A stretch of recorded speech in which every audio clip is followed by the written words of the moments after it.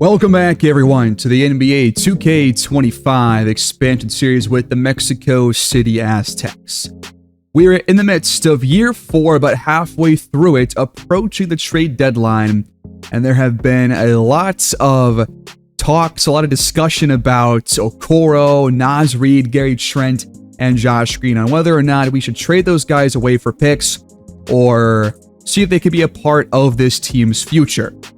This year, we have seen Naz Reid kind of phase out of the star-esque role on this team. His numbers have gone down from last year, pretty much across the board, and he has not been as good as he was a year ago. He's 27 years old right now, and only shooting 42% as a power forward, which is pretty darn low for a big man. We've also seen David Dennis struggle from the field, but I think that is to be expected for young players like him. We've also seen Okoro have less of a role this year than he had last year. His shooting splits are down, at least in terms of field goal percentage from last year. He's had less points per game, less rebounds per game, and we're not really sure if these two players are going to be a big part of the future for this team at this stage. Gary Trent also shooting about 42%. All these guys have just kind of been worse than last year, although Gary Trent has been better shooting-wise than last year from the field. He has been worse at the free throw line, worse from downtown, and has less points per game because he has less of a role. So we have quite a couple players we're not really sure about what the future of this franchise holds for them, but I think for a guy like Naz Reid, I think it makes more sense to keep him the rest of this year and then make a move in the offseason if you really think that he needs to head somewhere else. I still feel like he could be a really good bench option for us, like as a potential sixth man, and get about 20 or so minutes a game at power forward and bring somebody else in to be that, hopefully upper echelon starter. But we are a couple weeks away from the deadline, so maybe it's time to at least think about some kind of a move with those couple of players. And halfway through simming, we lose Okoro just about a week and a half before the deadline, and if he's hurt by then we can't even trade him away. Okoro is now fully healthy as we have reached the 4th of February, which means we are at the deadline now. We simmed through 11 games, and we won only 3 of them. Now we are 15th in the conference, which is second to last. I think the Lakers are still a bit worse than we are, maybe not. They have 17 wins, we have only 15. We lost against the Suns, 32 for KD, 28 for Quentin Grimes, 28 for Cobb, and 21 for Okoro, 19-7 for David Dennis. We lose against the Grizzlies, giving up 43, 9-7 to Ja Morant. Cobb once again leads us in scoring despite a poor shooting day, going 3 for 15 from downtown. Then we allowed 152 points to Cam Thomas and the Nets as he goes for 55 points. Our defense got absolutely clobbered. Cobb's still our top scorer as Dennis supplies 10 assists to the offense. We got blown out by the Dallas Mavericks. Cobb drops 30. His big second half of the year continues with this Lakers playbook as Jeremy Sohan, of all players, puts up 38 with the Doncic-less Mavs, who now plays over in LA with the Clippers. We do get back on track, taking down the Spurs with a huge offensive display from David Dennis, his highest scoring game of the year, I think, at 32 points. That is a career high. So 6 assists, 2 steals to go along with that. 27 for Rozier off the bench. And Cobb and Mark Williams also scoring in double figures. And we hold Wemby to 17, 8, and 6, where 3 players do score 20 plus in the highest scoring affair. We beat the Knicks for 2 straight wins. The backcourt, this young backcourt really steps up here in this game. We take it by 4. And then it was a 3-game win streak after this win against the Trailblazers, where Naz Reid had one of his best days of the year to this point with 26 on the day. Cobb goes 4 for 12. Anthony Simons drops 24 points. And now we've lost 4 straight games since then. We lost by 20 against the Utah Jazz, who outscored us by 14 points in the last quarter of play. 29 for Cobb, 20 and 10 for Williams. Keontae George, 25. Dion York, 25. George, 34. York, 25, excuse me. And then the Wizards drop 160 points in regulation. 34 for Poole, 25 for Jaren Jackson Jr., who we thought about bringing in the offseason. 24 for Kuzma, 17 and 10 for Alex Sarr, as the backcourt drops 20 or more. 10 more assists for David Dennis in the losing efforts. Our defense continues to just be one of the weaker points on this team, which was kind of a surprise to me, given how we played the first couple of years in this franchise. 25 for Garland and Mitchell here in this win for the Cavaliers. They beat us by 3, despite 4 different players scoring 20 plus. Getting 18 from Rozier off the bench, we still allow 133 and lose. Now we're coming off a loss by 1 against the Detroit Pistons. 20 plus for Cobb and Reed. 30, 10, and 6 for Cade Cunningham in that Detroit win. If we were to trade away Naz Reid at the deadline, this is what the trade finder gives us right now in the middle of the season. Offers for Andre Drummond and Royce O'Neal. I don't want to really bring in, aging veterans. I'd rather bring in guys that are younger than Naz Reid or just get draft picks plus a player. So some of these offers just don't look that engaging to me. But also, you've got an offer from the Lakers. They would take our pick next year, which is going to be top 3 protected, plus Naz Reid, and we would get 2 25-year-old or younger players in Dalton Knecht and Max Christie. That's not a bad deal. Knecht has been pretty solid this year. Could be that Okoro replacement as a starter-level player at 6'6", 204. 50% from the field, 47 from behind the arc. And Max Christie hasn't played a lot this year, but has shot pretty well from the field, not so much from 3. This is a deal to consider, I think, given where we're at with Naz Reid. Now, Knecht has probably reached his potential and probably reached his peak, but if he can consistently play like this, where he is dropping 16, 17 points a game, like Naz Reid currently is, but on better shooting splits across the board, I think you take that, because now you can think about going after a big man in the draft instead of potentially drafting Wendell Brown, which could still be a move that you make, but it's less likely if you bring in Knecht, move Okoro to your bench, and you hope that Okoro can be a solid bench player for you going into the future. Now, Knecht has been kind of a spotty shooter the past 2 years, but this year has really taken a step, and I think we need this kind of three-point shooting. And we saw him last episode. He was really good. I think he came off the bench, or at least just was not playing that much in that game as a starter. So, I mean, those per 36 numbers look great. You could use a score like this on one of the worst teams in the league, scoring-wise. So, I'm leaning towards accepting it. Does it make sense for the Lakers, though? Christie's not really a big part of this trade because he's been pretty bad, so you're pretty much getting Knecht for Naz Reid and a protected pick next season in the hopes that you make the right pick this year in this upcoming draft, or the right 2 picks this year, and you hope that, I guess, Christie can be better than he has been the first couple years of his career. I'm going to start the negotiating here, but I do just want to see what their team looks like right now. They have Tari Eason at the 4. They have Jared Vanderbilt, so they have 2 starting caliber forwards already.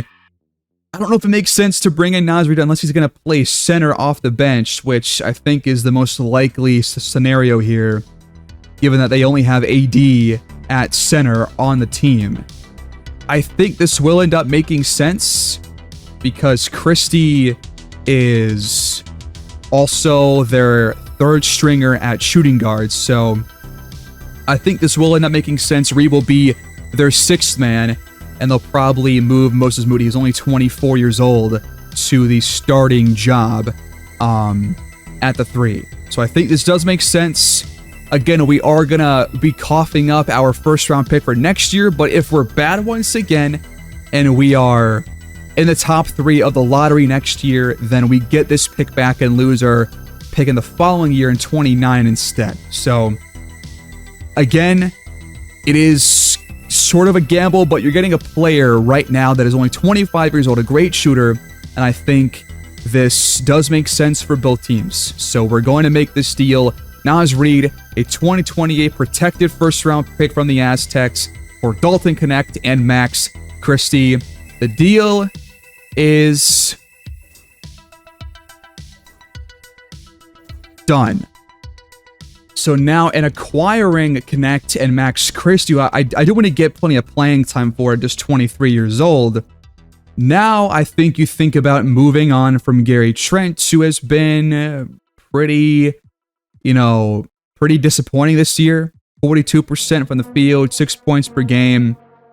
You trade him away, then you can split time at small forward and shooting guard for both Josh Green, who's 6'7", and for Christie, who is 6'5". It'll be Christie mostly as the backup guard behind John Cobb, and we'll see if Josh Green can pick his numbers up from the fields. He hasn't had that much playing time this year, and we'll see if that will just get better. But I think I'll make one more move to get rid of Gary Trent, and hopefully this time acquire some kind of a pick.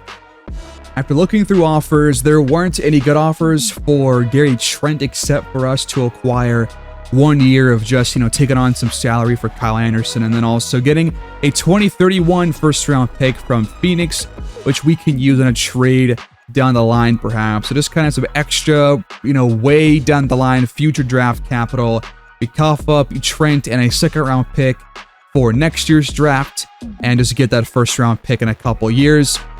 Not exactly what I was planning on with these two trades, but I think getting Knecht is a big deal, I think, for this team's future. This means we are going younger, and we're going to move Josh Green to our bench. I'm going to keep him on this team for now, and we'll see about moving him in the offseason. But now we're going to have a starting 5 of David Dennis, John Cobb, Dalton Knecht, Grant Williams at the 4, and Mark Williams as the center. Off the bench, we've got Okoro, Rozier, Max Christie, James Wiseman, and Najee Marshall. And we'll see if things look a little bit different with Knecht in the starting 5 and Naz Reid no longer on the team. And we'll see where things go from here. We sim 7 more games through the deadline and through the All-Star break. We beat OKC, surprisingly, with 26 for John Cobb, 16 for Knecht here in his first game. And it looks like Najee Marshall played a whole lot less than I was expecting. Grant Williams played the most of any player on the team in this game, but we do come out on top. We also beat the Grizzlies with 25 for Cobb, 19 for Knecht. Dennis, a double-double with some good passing. 28 for Jackson there in that game. We lose against the Lakers, who we just made that trade with, obviously. Naz Reid, the leading scorer at 14 points for LA in a low-scoring affair. Grant Williams, the leading scorer for us, as Cobb goes 3 for 23. He will have games like that for sure until he becomes a better player. 26 for Knecht in a losing effort against the Clippers. 24, 8, and 12 for Luka Doncic. In the Rising Stars game, David Dennis drops 15 points. His brother drops 12. Bauer, 4, 13, and 7 for the rookie team, while John Cobb drops 13 points. York drops 13 points. Bona, 13 plus 18. Adam Bona, a 2024 second-round pick, playing in Philadelphia. Not too familiar with him, but solid day for Cobb there in that one. Knecht actually wins the three-point contest. Scoot Henderson wins the slam dunk contest. And in the All-Star game, Team West beats Team East, 27 for Tyrese Maxey. We, of course, had nobody in the All-Star game. And Wemby leads the West All-Stars with 23. In our most recent game, Dennis and Connect both go off for really good offensive games. 36-6 for Dennis, 25-5 for Connect. Cobb goes 2 for 14. Wow. We do beat the Wizards 115-104, thanks to some pretty solid defense across the board. And that will take us on the road to the Chase Center against the Golden State Warriors. At 30-28, we are 19-40 entering this game. It's been a rough year for us. We are embracing the tank fully. As you can see right here, David Dennis, second place in the rookie leaderboard, only behind Frank Bauer. And Leonard Law is in third place. I want to see him in our next episode to close out the year, because he is starting for the Heat and playing like a really promising future of that team's score, just like Dennis is for us. We're going to try out a new slider set here in this game. Compared to our last couple of years, I have adjusted things to include more turnovers and stuff. And also will hopefully include a higher pace of play for both CPU teams. I did about 5 games worth of testing, fully watched all of them, and things looked pretty good. There were higher scores in general, and plays like that for Lawrence Murphy, who, by the way, was a second-round pick in the 2025 draft, same draft as John Cobb and Wade Anderson, as Dalton Connect out there in the starting 5 just put up his first points for us in a showcase game. He is wearing number 43 out there. Now, Dennis has 4, so we can't get a Connect 4 sighting until we change those numbers around, hopefully next year, as Murphy is open again and cannot connect on this one. On the other end, John Cobb takes it down low and draws the foul against Podziemski. So John Cobb has had a rough last couple of games. He's put about like 15 points per game up in the last 5 weeks on 42% true shooting. It's been definitely a disappointing stint these last, week and a half. But overall, this playbook has turned him into our go-to scorer on offense. So we're looking for another strong game here as well to kind of get things back on track and continue his much improved second season. Here's Steph Curry rifling off a triple. That one's no good, but you can expect a lot more shots like that in the rest of this game. And now the pass is poked away and stolen away. Cobb turns it over. Good pick and roll coverage that time by the Warriors. And now Jonathan Kuminga laces one from Dave, and Golden State leads 6-4. My game plan for this game alone is to watch about 6 minutes per quarter, just because I spent a lot of time talking about the sim games and the trade deadline, and we're going to close out by talking a lot about the prospects as well, going into what would likely be the final episode of the season. Next episode, as we force a turnover that time. Had a missed 3 earlier on a wide open look for Grant Williams, who is now starting at power forward, but I doubt he's going to be starting next year, so we'll see about those moves. He's got a second chance here, and this time makes no mistake. Off-ball screen setting up for Curry. His 3 will go this time. And now stolen off the inbound pass by Steph Curry. Again, these sliders are meant to increase turnover, so you will see a lot more turnovers, more steals, and the average across the NBA is about 13, 14, maybe 12 per game. And so far, it's been more like 7 or 6 or 8 in most of our showcase games so far. So that will be a more prevalent aspect of these games. And hopefully so will three-point shots and fouling to get us more to a realistic level. But in my testing, once again, things looked pretty good across the board. So hoping for that to keep up here, as the putback attempt won't go from Trace Jackson Davis. And we take over down by 4. And now it's stolen again by Jackson Davis, cutting off the pass for Mark Williams.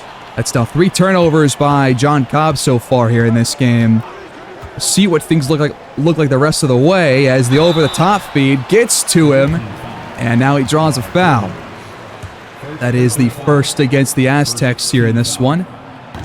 10 points per game on the year so far for Trace Jackson Davis. About 49% shooting from the field for him as he puts the Warriors up by 6. High ball screen sent by Williams. Pass over the top, deflected, but Williams gets back to it. Now sets one more screen. It's for Connect. Open three. He drills it. Kuminga has it from the elbow. Left for Steph Curry. Over Dennis. Really good shot contest by the rookie. And now Connect finds him down low. Curry guarding him. Dennis gets to work and is fouled on the attempts. Run in for Dennis. Up and out. He's an 84% free throw shooter, so a rare miss at the line for him. Now I'd have to imagine that metric, not thing, will go up as he matures here in the NBA. He goes 1 for 2. Rolling to the rim is Jackson Davis. Stepping back, and Curry can't connect on the triple. And it goes the other way. John Cobb right up ahead to Grant Williams with the one-handed flush. Podziemski finds Curry. Off-ball screen set for him well by Jackson Davis. Gotta watch out for him on those open looks and even contested looks from downtown because he will knock him down. He is the best three-point shooter of all time. So just gotta be careful, do what you can. Cobb throws it up, it's deflected away by Jonathan Kuminga. Curry pumps, drives inside, and lays it in around John Cobb. 6 to play here in the first quarter. We trail by 5, but now it's time to jump ahead to the second quarter and see where things go from there. We jump ahead with 6:47 on the clock. Still a 5-point game. Warriors are the team in front. Curry shakes loose Dennis, but can't hit the step-back jumper. And now it's time to see Max Christie on the court for the very first time. He has not been a great shooter, but that's a great pass right there. If he can give us more of that, I've got no qualms. Backdoor, Christie pumps, finds Wiseman. Put on the line, that bucket goes. Christie now has 2 assists to James Wiseman on back-to-back plays. So Christie was acquired in that trade. We got Connect and Christie from LA, obviously. LA also sent the Time Lord to Golden State, as the 3 from Murphy will not drop. It's a 1-point game, looking to get back in front for the first time in a while.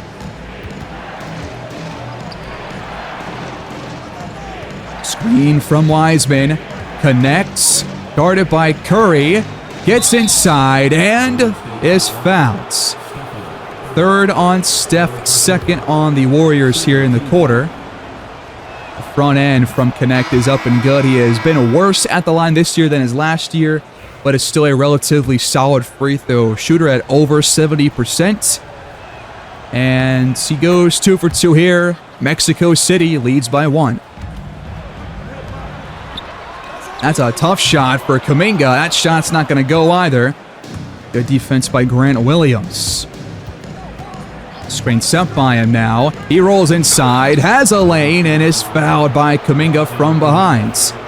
That is the 3rd on him as well. So the 2 stars here in Golden State have 3 fouls out of 6. First free throw goes for Grant Williams, and he ends up going 2 for 2.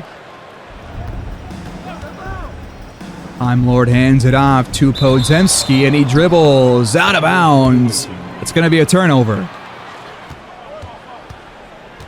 Off-ball screen setting up for Connect, but Murphy gets around that one well. Connect blows by him in for the deuce. 12 points for Connect, has yet to miss a shot. My thoughts on that trade, by the way, just some more additional insights, is that, I think he's worth more, or as much as a first-round pick this year because he's already a really good shooter, great three-point shooter, and you know what you get in a player like him. He's a really, prolific scorer when he gets the ball in his hands, and he's the perfect, additional third or fourth scorer on an offense of 5 players on the court. And I feel like with our offense being one of the worst across the league, you needed to add a guy like that can be more reliable than Naz Reid has been for the better part of his season. So hopefully Connect can, keep doing that as we move into year 4 here in the next couple of days. But I was hoping for him to be, proving me right on this trade and not have to walk it back here in a couple of seasons or less, as Okoro misses the triple, and the tip won't go from Williams, and the Warriors have a chance to tie or take the lead here in this possession. Buchanan off the screen, fires, no good. Grant Williams pulls down the miss. Just over 3 to play in the half, and that's going to be a charge on Christie. Downhill, driving, blowing by Christie for the bucket is Brandon Podziemski. Cutting to the rim, Okoro's got a lane, in there for 2. Aztecs back on top. And now a turnover with a bad screen from O.J. Buchanan. We'll give it right back to Mexico City. I think Okoro has a lot to prove the rest of this year and next year. I mean, he has shot worse than last year, yes, down from 47-ish to 43 or so percent. If he can be just a decent all-around player off the bench, that is the kind of guy you want to be like your second or third guy off of the bench. So if he does not become that player, then he will see himself be traded or just not re-signed. It just kind of depends on how he plays. That's what I'm trying to use to determine who's going to make the roster going forward as role players around our young core. As Buchanan fails to cap off the three-point play. Cobb back in the game to close the first half for Mexico City as we lead by 2. Cobb for 3, makes it 5. Murphy floats it inside. Pass cut off by Mark Williams. 2-on-2. Okoro lost the ball out of bounds. Buchanan steps into a 3. But it's offline. Okoro pulls down the miss. Gotta end this first half strong to get our 20th win of the season. Still plenty of basketball left, but closing quarter strong is the best way to secure a victory like this as Rozier spins and with a soft touch hits the bucket. Backing down Najee Marshall. Jackson Davis, too strong. Gets it back. Pumps and passes back out. Shot clock under 5. Fading away and in there from Podziemski. Pick and roll. Beautiful bounce pass. And Mark Williams rocks the rim. 65 first half points for the offense. Not too shabby. 3 seconds separate the shot and game clock as Podziemski tries again, but that one is well contested by Cobb. Final play of the first half. Rozier swatted away by the Time Lord. You've got 2.6 to get a shot off to close the first half. They're going to bring in Blake Wesley to end the half. Marshall to inbounds. To Cobb in the corner. And no good to beat the buzzer. We lead at the break 65 to 59.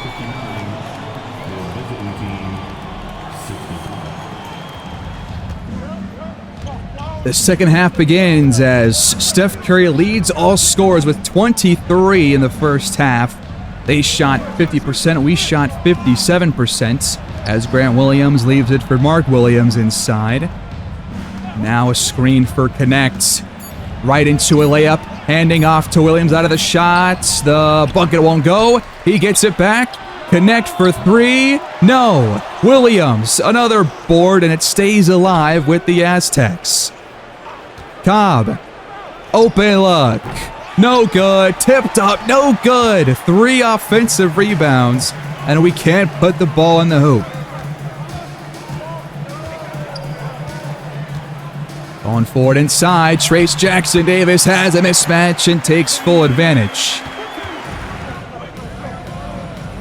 Top of the key, Dennis around a screen, whips it inside as Williams coasts inside for a layup. Screen set, Steph. No good, Williams flies in for the board. David Dennis has it, guarded by Steph Curry. Into a jump shot. Mid-ranger, off the mark.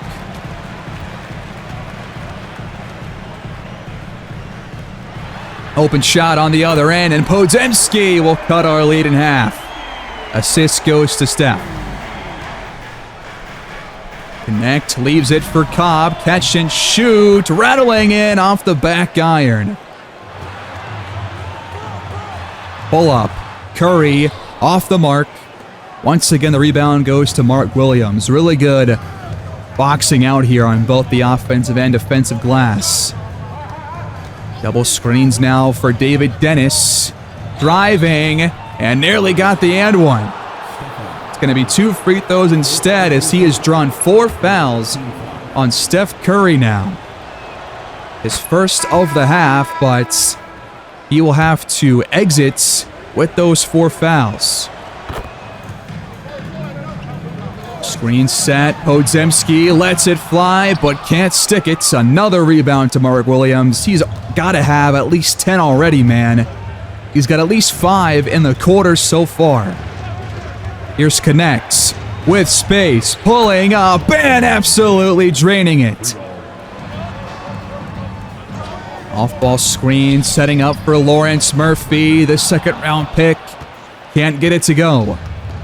So far in his showcase debut for the Aztecs, Connect has looked better than advertised. Dennis has Williams inside, and Grant Williams can't lay it in. They gotta hit those, man. The Aztecs lead by 10, playing some solid defense to open the second half, and some pretty solid offense too. Wesley, though, has room. Can't hit. Kuminga with the rebound and the putback. Good cut. Dennis readjusting midair. The bucket will go. Baseline drive, and Podziemski finishes through the contact from Williams. Really tough finish right there, as the gap will close to single digits once again. League leaders so far this year in three-point shooting. Connect number 1 by a hair over Steph Curry. If he can keep up this level of shooting, I think we have a long-time member of the Aztecs for sure. That would be one of the best role players possible to have on a team like us that is desperate for a good shooter. As Dennis misses the open mid-range shot from the charity line. Kuminga leaves it. Podziemski, another one. Grant Williams to the corner. Bob thought twice about it. Now wants to ISO against Podziemski. Help's not going to come, and Cobb draws the foul instead. It's his second. 14 points so far tonight for Cobb. 5 for 12 from the field, and adding to his point total at the line right here. The free throws are both in. Jackson Davis finds Kuminga, crossing over Connect, but he stays with him. And now finds Podziemski. Great pump fake, opens up a lane, in for another bucket, and Podziemski has 9 points here in the third quarter already. We'll watch one more play for the offense before jumping into the fourth quarter and watching the end of this game. Dennis slips by Wesley. What happened there? He just lost him for a second. And Dennis takes advantage, driving right to the rim. We have an 8-point lead. About half the quarter left to play. Let's jump ahead and watch the finish of this one in the Bay. We jump ahead. 6:24 left to go in regulation. Warriors still sticking around. Now the gap has closed a little bit to within a single bucket. Starters out there except for Grant Williams for the Aztecs, as Curry is back on the court for Golden State. It's 102-100, about half the quarter left to go with some change. Let's watch the rest. Dennis driving, pulling up, off the glass and in. Good pull-up. Screen set, off ball for Curry, catch and shoot, it won't go. Cutting inside now, Cobb had that one. I just barely deflected, I believe, by Robert Williams. Thought it was open for a moment, but the defense closed in fast. Dennis floats it, Marshall draws the foul, and that's the 5th on Williams. Both teams now in the bonus for the rest of this game, at least here in the 4th quarter. If it goes to OT, that will obviously reset. But that was the 5th on Williams, 5th on the team. And Najee Marshall goes 1 for 2. Murphy lobs it. That was a horrible pass. Poked away. Fast break. Marshall with the rim rocker. Curry leaves it inside. Murphy had the positioning on. Dalton connects.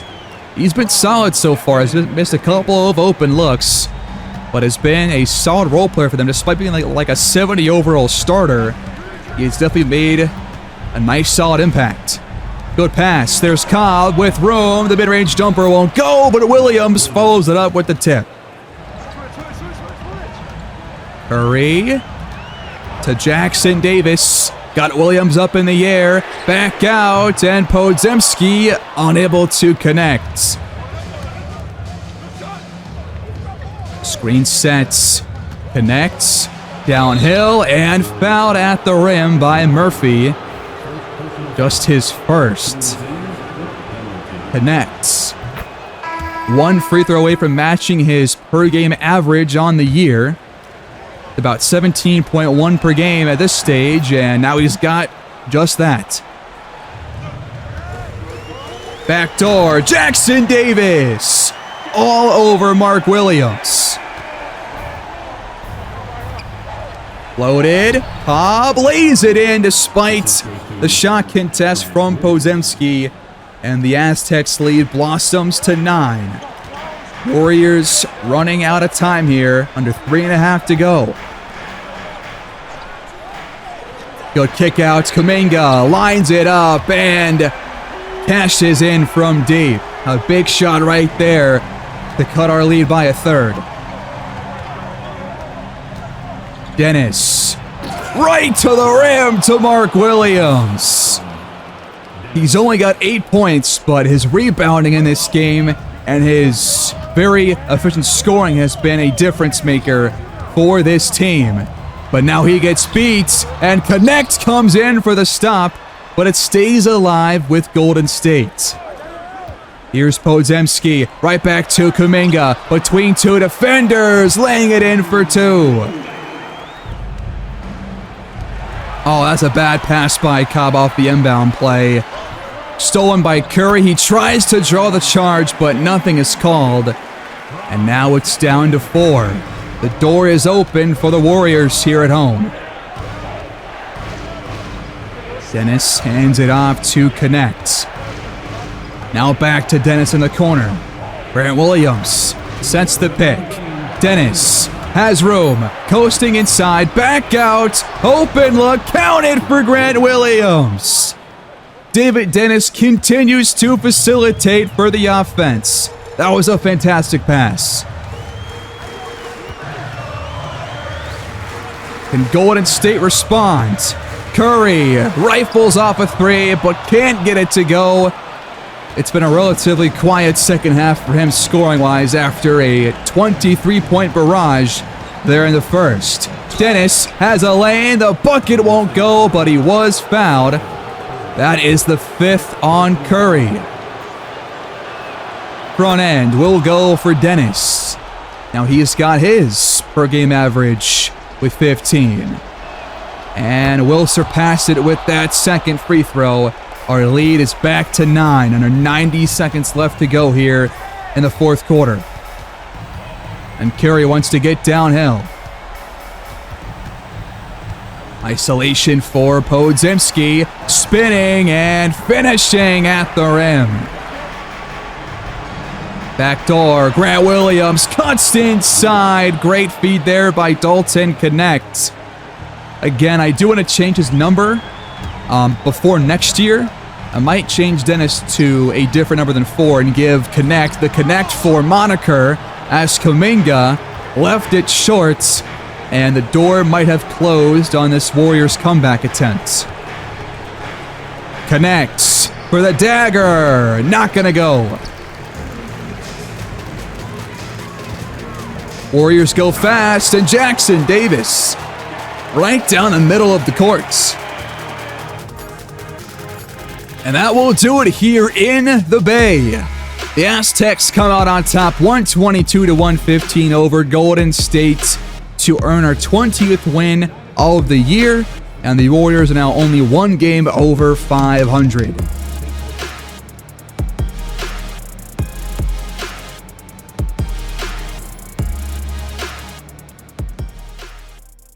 Really solid game by the Aztecs here as Steph Curry and Podziemski pour in the bulk of the points for Golden State. But we come out on top behind 23 points for John Cobb, 18 for Grant Williams, and 17 at 6 and 5 for Dalton Connect. While Dennis and Rozier both drop in 7 assists in this game. Pretty good overall passing by us. We end up with 29 assists to their 27. But we shoot 45 for 83. They shoot 40 for 80. Both teams took plenty of threes. That's more about the average I want to see per game. I think the average in the NBA is like 37, 38 a game on average per team. And the free throws looked pretty good, about 20 plus for both teams. It's about right. So I think these sliders actually worked very well. Turnovers still kind of low, only 9 for each team and only 5 and 4 steals. Blocks are also pretty low, so I will have to toy with that as well and just work on that and do some more testing. But overall, really good display for both teams offensively. But we come out on top and drop 122.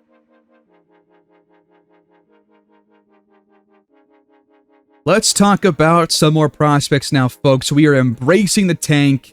We are just full selling for the future and trying to see if we can make the right draft picks this next draft and bring in guys that can be the final pieces of a potentially bright future. After Henry Terry, we got Harrison Sally here with 6 badges, 6'11", a two-way inside the arc threat, 18 years old, from Arizona State. He's got a Tom Heinsohn / All-NBA ceiling, a Jay Crowder starter floor. He is a pretty solid and smart defender, has a great vertical leap, and can be a shutdown defender in the low post, but does have, like a couple other players, a pretty questionable IQ and court awareness.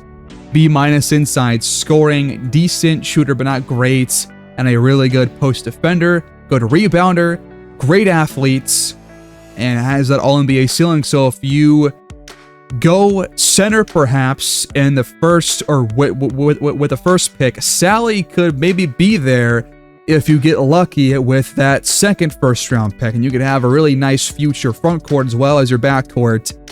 I like Sally a lot. I'm going to add him to our board. He, by the way, currently has badges for Challenger, High Flying Denier, Lightning Launch, Physical Finisher, Pogo Stick, and Rebound Chaser, and has no badges for Personality. After him, you've got 6'7" forward Melo Keels at the 12th overall projection, off-ball pest from Ole Miss, pick dodger, set shot specialist, shifty shooter, and slippery off ball with the work ethic badge. And All-NBA / Cliff Hagan ceiling, a Robert Horry floor. It's a pretty good floor to have. He has the most rings in NBA history, I believe. Good playmaker, good shooting form, and could develop into an all-star player, but does make some bad offensive plays from time to time and has poor offensive anticipation. He's a pretty good mid-range shooter, otherwise needs work offensively, but is a pretty good playmaker as a forward. Solid outside defender, post defense is in a decent starting place. He's a great athlete, and IQ is low, but that's about average for a rookie, I think. Then at center, you've got a player who is 23 years old, Adrian Dermanenko from Purdue, 7'2", and again, is 23. He's got solid post defense, solid rebounding. He's a solid athlete, has A+ potential on paper because, well, not really sure why. Because his ceiling is only Drummond, and he has a JaVale McGee floor. I think I'm out on him, despite him, I guess, having gobs of potential. At 14, there's Julian Turner, a 6'6" guard from University of Florida. Good three-point shooter, good playmaker, good outside defender, really good athletes, solid basketball IQ. He's got several gold badges for bailout, break starter, dimer, and versatile visionary. Plus, he's got bronze limitless range. Does not have the work ethic or alpha dog badge, and has the Jason Williams all-star ceiling. I've never seen that before, but good to see some different players here. So yeah, solid player here, but again, I'm trying to avoid a backcourt player. There is also Gerald Temple, also from Florida. John Wall, All-NBA ceiling, but a Speedy Claxton bench floor. And he does not look very good. He's only 22 years old. Or he is not only, but is 22 years old, so kind of older than most players. A good slasher, it seems. Good athletes, otherwise is pretty darn bad. So I think I'm also out on him. He also has no badges. You've also got Cam Weber, a 6'6" guard.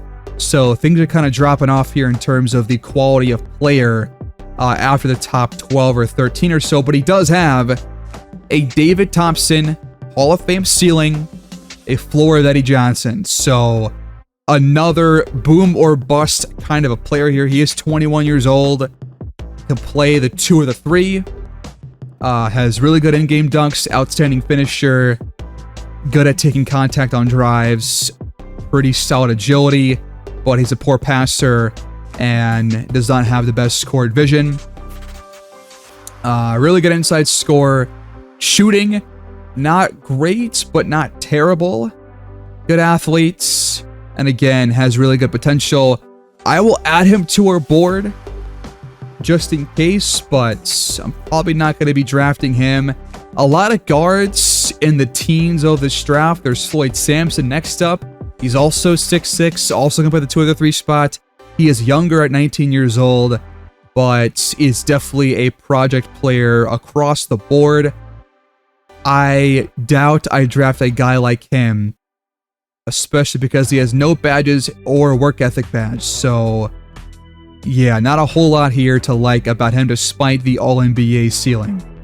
You've got another 6'6" guard after him, compared to Hal Greer, All-NBA ceiling, or a Josh Giddey / bench floor.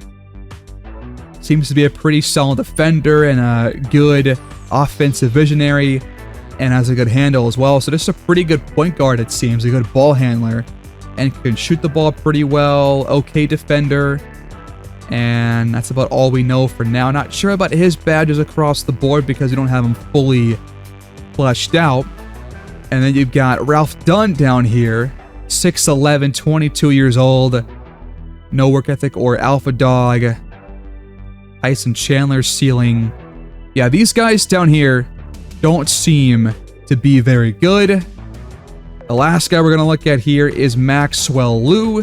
6'5", 4 badges, catch and shoot ace, but has a low ceiling and a low floor. So yeah, these last 10 have not been very good. The top 10 were way better. And I'm thinking that, or I'm hoping that we get lucky with both of our picks. Hopefully the Hawks don't play as well down the stretch, because if they don't, then we will end up with two lottery picks in this next draft. And we'll just see what happens from there. And as of right now, the Hawks are at number 15, which means they would be a lottery pick if the year was to end right now. So we're looking pretty solid here. And if we do get a top 3 pick in this draft, which I've been talking about the whole time, then I think we're in store for a really promising core of young players. I did say at the start of the episode that this was year 4, but it's actually year 3. Not sure why I got ahead of myself there. It's year 3. We're in the midst of year 3, but I think I plan to only play or watch one more episode the rest of the way, just because we're so bad. We are tanking and we are looking towards the future a lot. So I would expect next episode to be the finale, and we'll just move right into our third off season after next episode, folks. I wanted to spend more time going over trades and going over prospects in this one, and we'll go over more guys next episode as well, plus the NBA awards and the playoffs and all that stuff, and the final year stats. And then we'll really turn our focus fully towards the draft and the open market in terms of signing free agents, and we'll just go from there. So thanks for watching. Please like the video, subscribe if you're new, and leave your feedback down below on your favorite prospects so far and what you thought of those trades. Was trading for Connect the right move over trading for a first-round pick? Let me know down below, and we'll see what happens as we approach the end of year 3. I'll see you guys next time. Take care. Have a great day.